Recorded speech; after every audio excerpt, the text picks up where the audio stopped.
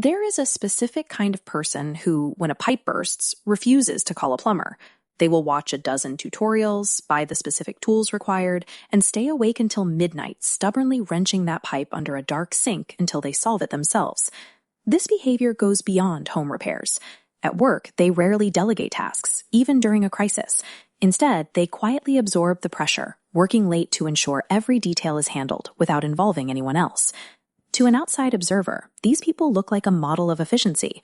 We see them as resourceful, deeply capable, and entirely self-sufficient, the kind of person who always has the answer. But this level of competence is often a survival mechanism. The obsession with fixing things isn't just about technical skill. It functions as a protective layer. This creates a rigid identity where their sense of worth depends entirely on being the person who can do it all.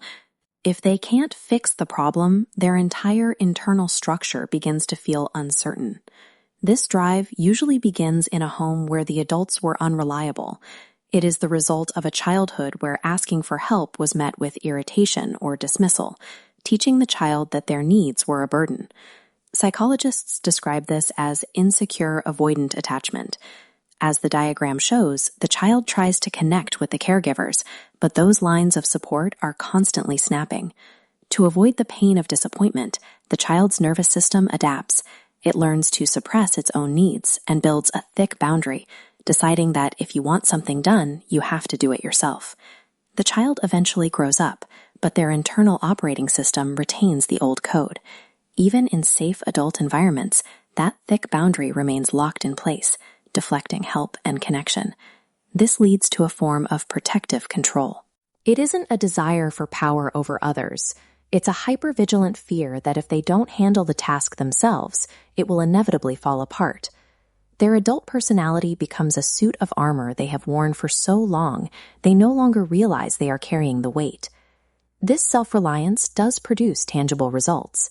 A lifetime of solo problem-solving builds a deep library of technical knowledge and a high tolerance for frustration.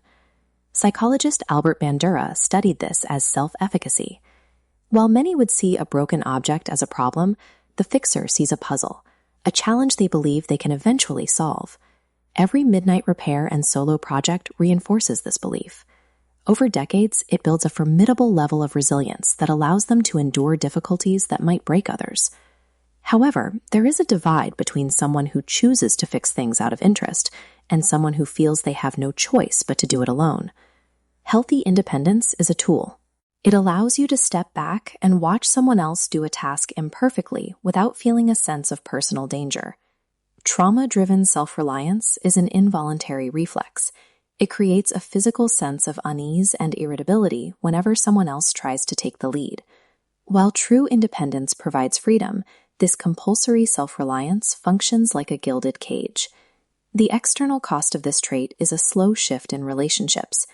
People who fix everything eventually attract partners and colleagues who are comfortable letting them carry the entire load. Internally, this creates a slow-burning resentment. It is the exhaustion of being the one person responsible for holding every piece of a life together. Because they project such a calm, capable exterior, others rarely think to check on them. The world forgets that even the most resourceful person can eventually drown under the weight of their own competence. They have learned to define connection through their utility. They provide solutions and support to others, but they rarely allow themselves to receive the same in return. They are the first to arrive when a friend's car breaks down or a neighbor needs a hand. Yet beneath that helpfulness lies a profound, unrecognized loneliness. Common advice like, just open up, rarely works. For someone wired for self-containment, the idea of depending on others feels like a direct threat to their safety. Change requires a specific kind of experience, the risk of asking for help and actually seeing someone follow through. When someone else actually delivers, it creates a fracture in the old childhood belief that people will always let you down. For the person who has spent a lifetime proving they don't need anyone, leaning on another person is a profound act of courage.